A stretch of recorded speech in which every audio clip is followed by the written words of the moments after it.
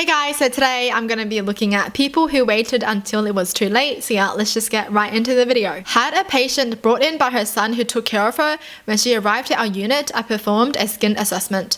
Took off her socks and found a fallen off gangrenous toe. Seems fake and I wish this was, but it was by far the nastiest thing I've witnessed. Son said he had no idea when his mother's foot became that bad. No words. He took care of her, but he didn't even know. Yeah, that means he didn't take care of her. He didn't even give her a bath or whatever. Oh my gosh. Oh my gosh, man. I just have that image in my mind now. A farmer in his 70s reluctantly came in with his wife after falling over outside while wrangling a sheep 1 week earlier. Of course it's a farmer. He did not want to be there, but had been forced to come by his wife who was worried about him. On examining, he was pale, short of breath, and clearly in pain all over the right side of his chest, but not wanting to show it.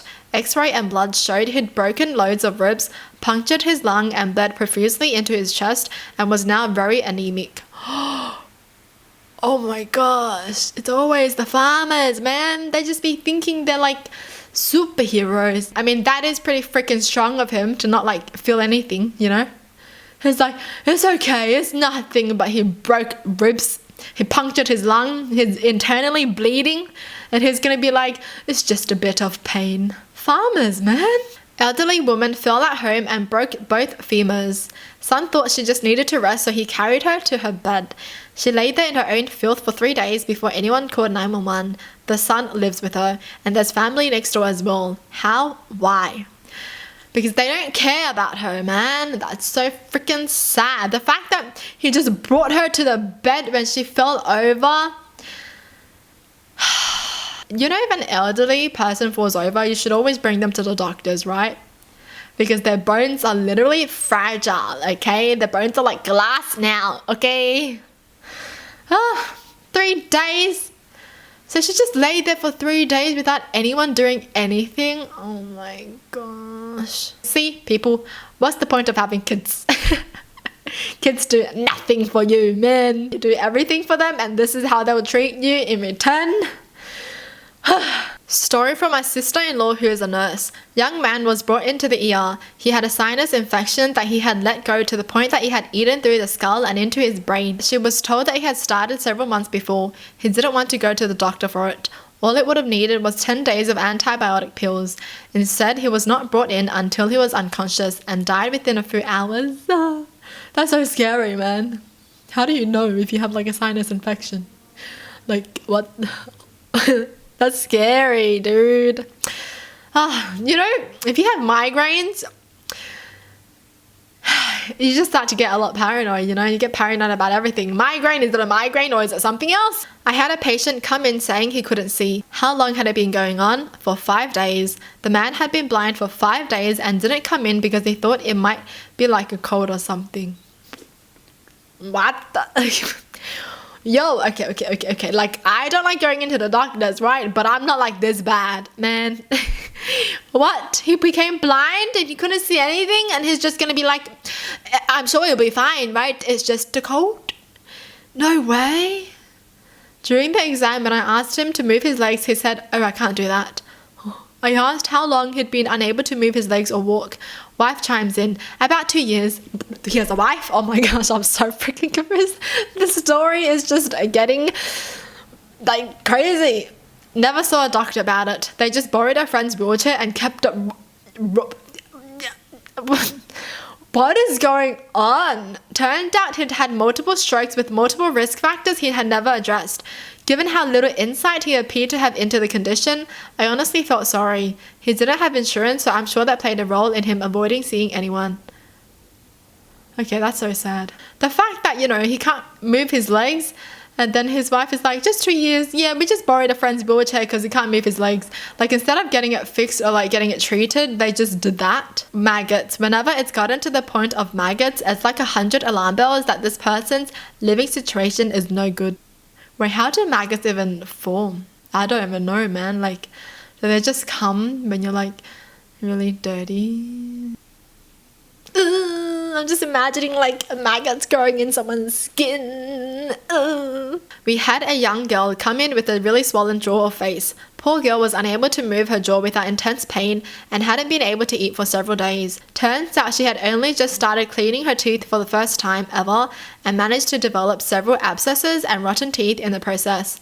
To make it worse, her mom told her she was recovering from the same procedures to remove most of her teeth because of almost the same thing.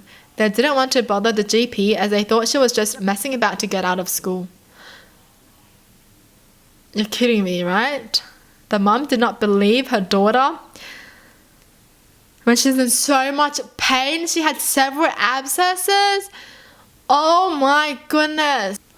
That's so freaking sad for the girl. The poor girl, man. Some people just don't deserve kids. You know, don't have kids if you're not going to take care of them, okay? If you're not going to trust them, don't have kids. Like, even if the mom thought the kid was faking it, she still should have brought her to the doctors. You know, if your kid is faking it, bring them to the doctors. You know, you go to the doctors and then you find that they're actually lying, and then they probably won't be doing it again because they know now they can't get out of it. And two, if you find out that they're actually telling the truth, then they get treated for it. And then everything's going to be good. Oh my God, I don't have kids, but I feel like I would be a better parent than a lot of people. Jeez. Whew. Once had an older lady call in wanting a prescription for pain meds because she was sure she had shingles. Said her neighbor had them and she was sure that's what it was. She hadn't been in for an exam in almost 2 years, so the doctor asked that she came in to be evaluated before a prescription could be given. She refused and called again the next day asking for a prescription. This went on all week. Her calling for pain meds, the doctor asking her to come in to be seen. She finally agreed to make an appointment. It wasn't shingles. It was a skin ulceration from advanced breast cancer. If only she went to the doctors earlier to, find out what it was. Yo, I feel like a lot of us can't be saying that though, because we always just put things off, We're always just like, nah, it's fine. My girlfriend is a care worker and she recently told me that she slipped off a patient's slipper and remarked, "I didn't know you had lost your toes," to which the patient responded, "Well, I hadn't till you took off the slipper, dear." My dad is the one that wouldn't go in. He got a sore in the crease of the bottom of his second toe, the one next to the big toe, so it would be the piggy that stayed home and just kept ignoring it. He would go with his wife to her nail place and have his toenails trimmed, and I think that's where the infection probably got in when they soaked his feet. He blew it off for a couple weeks until the wife made him see the doc. It's a good thing she did. The infection had gotten into the bone, so they had to snip his toe off to the first knuckle to catch up before he went any further. The doctor said had he waited any longer, he could have lost the entire foot. He's lucky to just have a stubby piggy and not a stubby leg. A stubby piggy. Oh, wow. So his foot got infected when he was getting his toes trimmed and when he soaked his feet or something?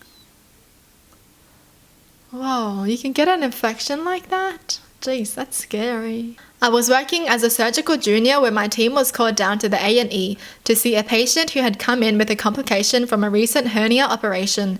When we came down, we saw that the patient was holding a plastic bag over the abdomen. When this was removed, we found that the wound had opened and the intestine was visible to the air.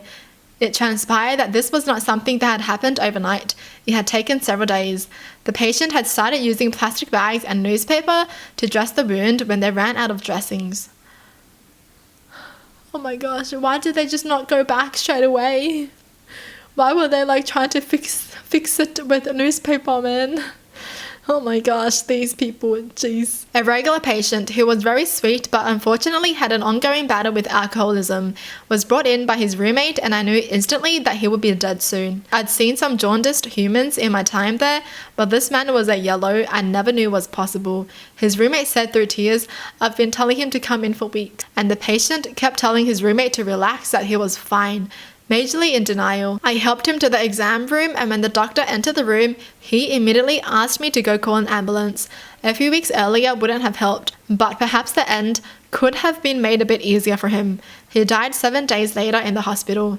Hit me very hard because I'd known the guy for years. Sometimes he would be sober when he called, and sometimes he would be slurring and completely incoherent, but he was always kind. Aww. I just feel so bad for some people because they feel like they have to drink.